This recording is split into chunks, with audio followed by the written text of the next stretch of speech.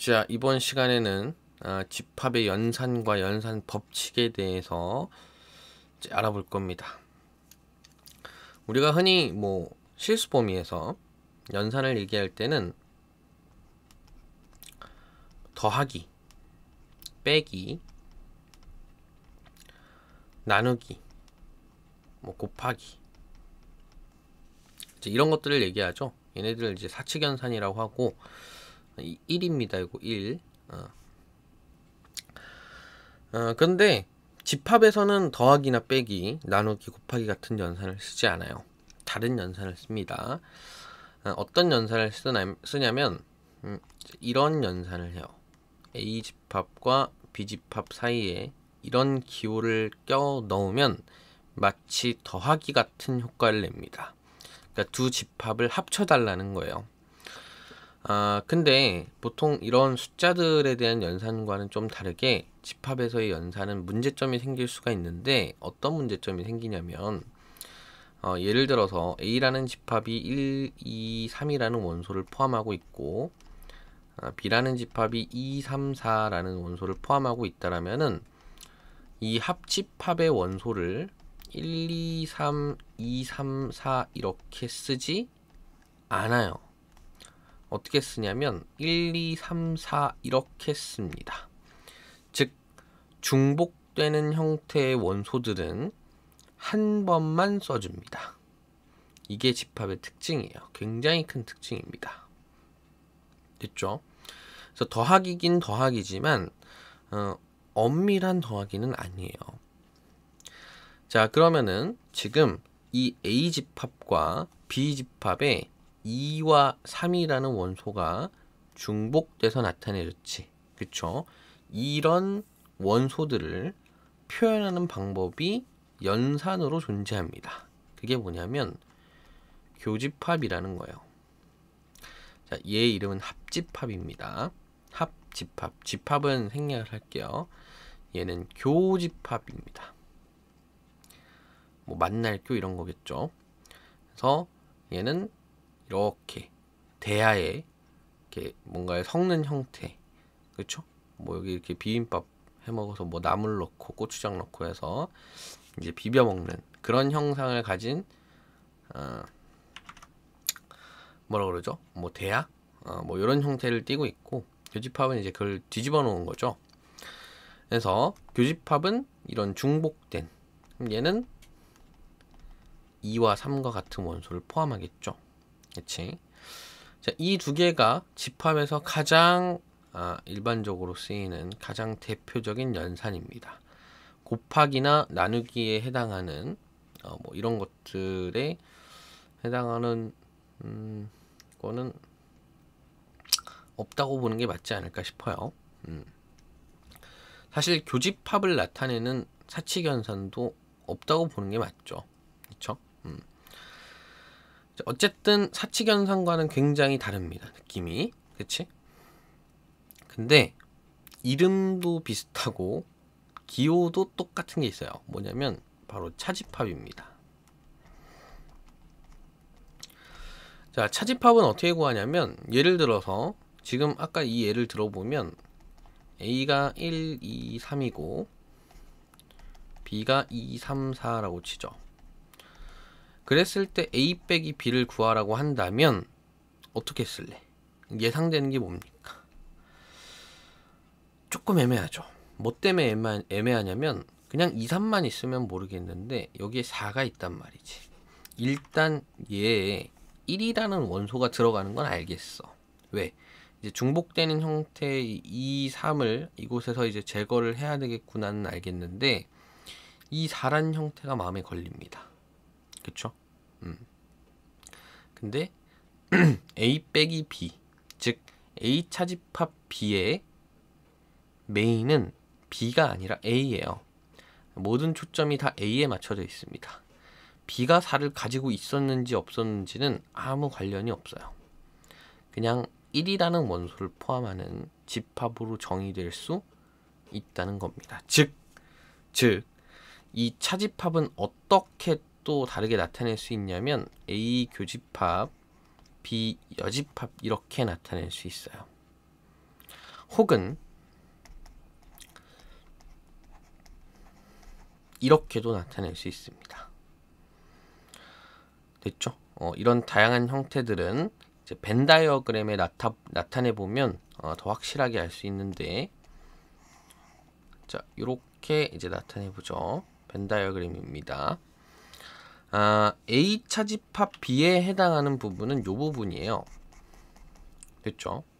자, 그럼 얘랑 같나 보면 A라는 부분과 B의 여집합이라는 요 바깥 부분도 다 포함하죠.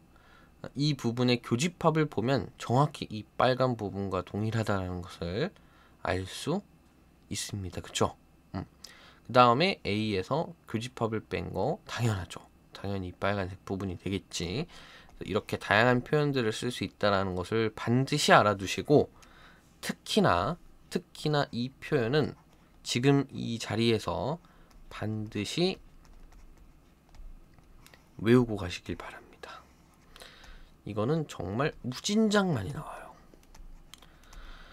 물론 이제 합집합이나 교집합만큼이나 많이 나오진 않겠지만, 얘네들은 여러 번 보면서 계속 익숙해지는 반면에 이제 얘네들은 허를 찌르는 부분에서 나오기 때문에 그럼에도 불구하고 많이 나옵니다.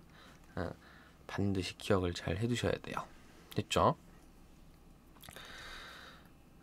그리고 제가 굉장히 무례하게도 이런 표현을 그냥 막 썼죠. 가르쳐주지도 않고.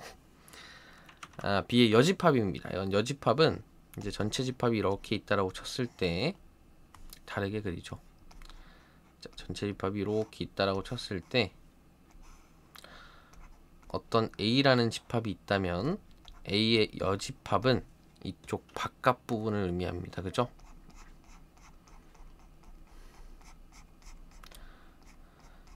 여가 이제 뭐 남따 할 때 그런 여인가요? 그죠? 여백의미 할 때 그런 여인 것 같은데, 요 부분들 안 돼. 됐죠? 요 바깥 부분들, 자기 자신을 포함하지 않는 나머지 부분들 모두 몽땅 다 이 부분을 이제 A의 여집합이라고 한다. 요것까지 알면 이제 집합에서 다루는 연산은 다 다룬 겁니다. 정리를 해볼까요? 자, 합집합입니다. 그리고 교집합, 이런 건 이제 여집합이라고 해서 자기 자신을 포함하지 않는 거. 다음 차집합. 차집합은 어떻게 바꿔 쓸 수 있다? 여집합의 교집합으로 나타낼 수 있다. 됐죠? 선생님, 그러면 얘는 이렇게 쓸 수는 없나요? 안 됩니다. 정확히 순서에 맞춰서 이렇게 써주셔야 돼요. 얘는 얘죠. B-A입니다. 어쨌든 순서까지 명확히 지켜주셔야 돼요. 오케이? 됐죠? 형태적으로, 이미지적으로 좀 기억을 해두실 필요가 있습니다. 보통 눈으로 사진을 찍는다 그러죠. 여러 번 봐서 좀 눈에 잘 발라두시고, 자, 뭐 이게 중요한 게 아닙니다. 더 중요한 게 남아 있어요. 바로 연산 법칙이라는 건데, 우리가 이제 연산을 배웠으면은 뭐 실수 단위에서도 다 마찬가지였고, 뭐 어떤 수체계를 배우든지 간에 연산 법칙은 항상 배우는데, 흔히 이제 교환 법칙, 결합 법칙, 분배 법칙, 이런 부분에 대해서 주로 다룹니다. 자, 일단 결론부터 얘기하면 합집합이나 교집합에 대해서 교환 법칙과 결합 법칙이 모두 성립해요. 즉 그렇게 까다로운 연산이 아닙니다. 자, 합집합에 대해서 A 합집합 B에 대해서 B 합집합 A도 정확히 동일한 표현이에요. 세 개를 묶어도 상관없습니다. 얘가 이렇게 바뀔 수도 있어요. 전혀 상관없습니다. 전혀 상관없어요. 뭘 먼저 하든 상관없고 순서가 어떻게 되든 상관없습니다. 됐죠? 이제 이게 뭐 교환 법칙에 대한 얘기고, 뭐 마찬가지로 이제 결합 법칙에 대해서도 상관이 없는데, 일종의 이런 거죠. 자, 얘랑, 그러니까 앞뒤로 묶은 애랑 이제 중간이랑 뒤를 묶은 애, 이제 얘를 먼저 계산하고 얘를 하든 얘를 먼저 하고 얘를 하든 전혀 상관이 없다라는 겁니다. 그러니까 결론이 다 동일하다라는 거예요. 됐죠? 여기서 이 부분들을 다 교집합으로 바꿔도 모두 다 성립합니다.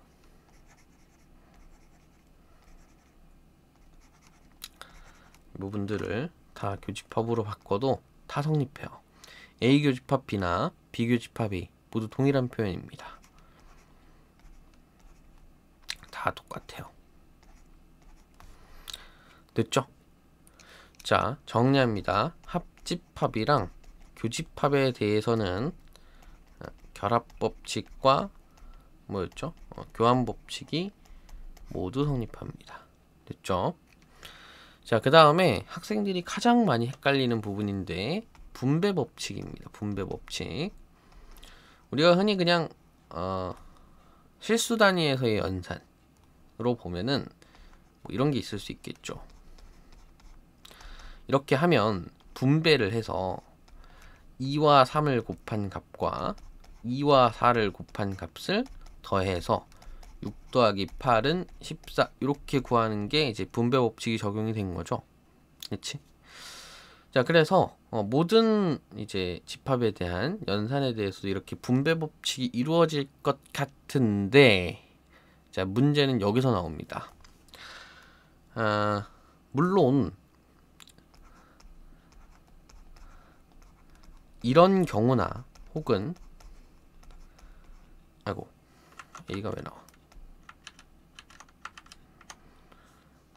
이런 경우 이거는 다 분배 법칙이 적용이 돼요.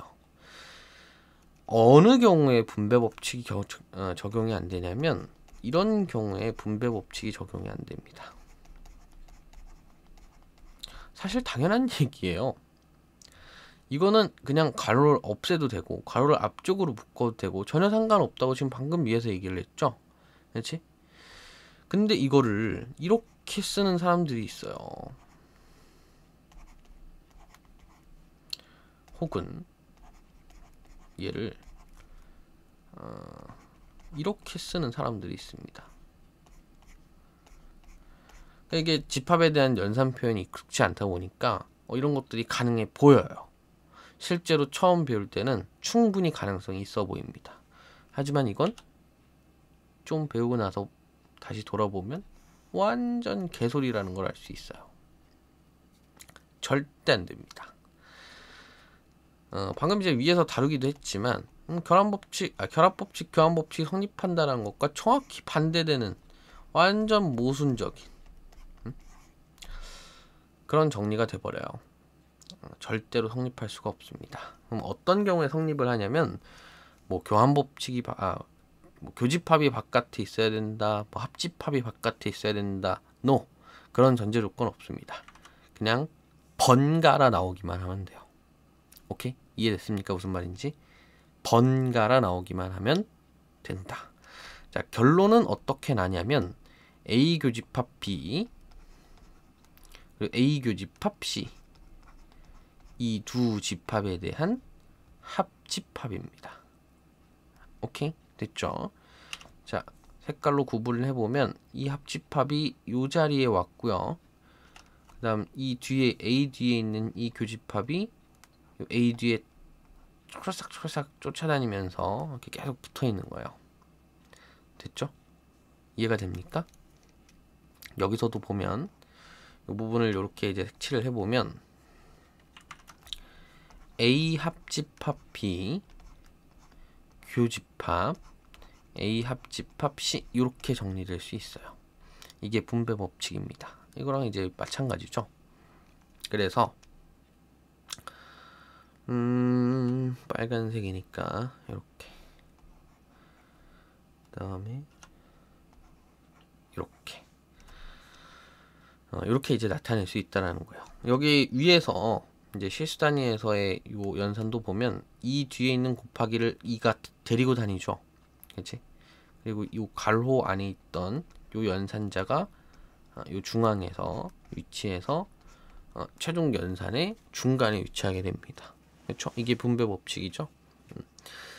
자, 그래서 아주 중요한 걸 얻어갑니다. 오늘 분배 법칙 상에서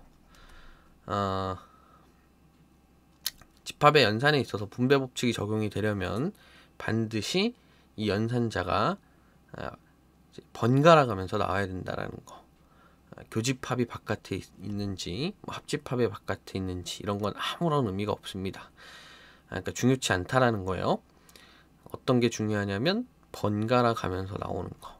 그 정보가 중요하다라는 겁니다. 됐죠? 오케이. 여기까지 하면 집합의 연산에 대해서 대부분 다 다른 것 같고, 마지막 대미의 장식을 할 공식은 드모르간의 법칙이라는 거예요. 드모르간의 법칙. 드모르간. 쓸데없는 법칙들은 많이 만들어 나가지고 그죠? 외워야 될 게 산더미죠. 어렵지 않습니다. 자, A 교집합 B라는 이 집합에 대한 여집합을 어떻게 정리할 수 있다 라고 이제 정리를 한 건데, 마치 이 여집합이 분배가 되듯이 내려옵니다. 그래서 A 여집합, B 여집합 이렇게 마치 분배가 되듯이 내려오고, 그럼 이 교집합에도 영향을 줘야 되지 않겠어요? 그죠? 이 교집합에 이 여집합이 영향을 주면서 얘가 거꾸로 뒤집힙니다. 합집합으로 이제 연결이 된다라는 거예요. 그럼 선생님 혹시 교집합도 있는데 합집합도 있지 않을까요? 있습니다. A 여집합, B 여집합. 중간은 뭐겠어요? 당연히 교집합으로 바뀌겠지. 그렇죠? 이게 드모르간의 법칙입니다.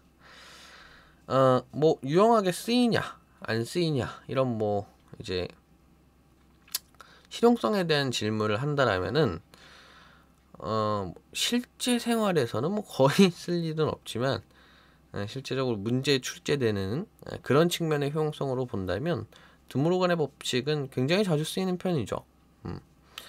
분배 법칙보다도 더 많이 쓰이지 않을까 싶어요. 뭐 정확하게 뭐 그런 분석을 해본 적은 없지만 굉장히 자주 나오고 굉장히 자주 활용되는 법칙이기 때문에 반드시 알아갈 필요가 있습니다. 됐죠? 진짜 끝이야. 자, 그럼 복습을 좀 합시다. 복습을 하면 여기 정리를 해놨었죠.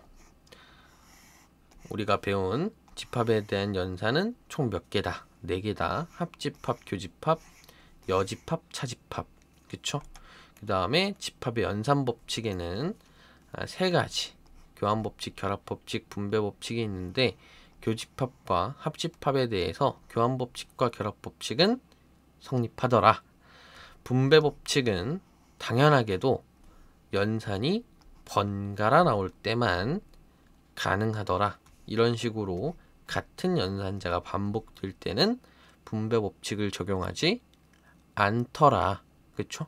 그 부분을 꼭 기억을 하셔야 될 것 같고, 마지막으로 드모르간의 법칙, A 교집합, B의 여집합, A 합집합, B의 여집합 이런 것들을 나타낼 때 마치 분배 법칙을 하듯이 여집합이 내려와서 이렇게 연산자를 뒤집어 놓는 역할을 할 수 있다.